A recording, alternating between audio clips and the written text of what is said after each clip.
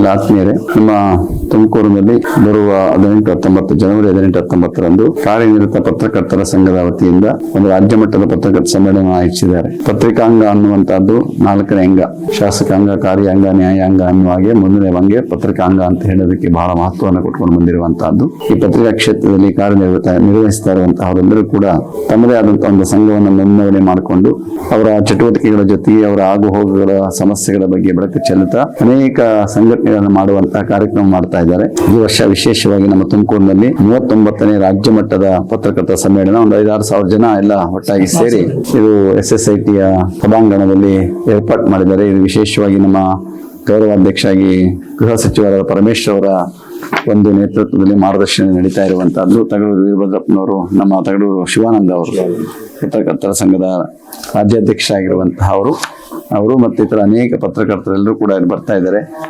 ರಾಷ್ಟ್ರಮಟ್ಟದ ಅನೇಕ ಹಿರಿಯರನ್ನು ಕೂಡ ಈ ಕಾರ್ಯಕ್ರಮದಲ್ಲಿ ಕರೆಸ್ತಾ ಇದ್ದೀರಿ. 2 ದಿವಸಗಳ ಕಾರ್ಯಕ್ರಮವನ್ನು ಆಯೋಜಿಸಿರುವಂತಹದ್ದು ಅತ್ಯಂತ ಸಂತೋಷ.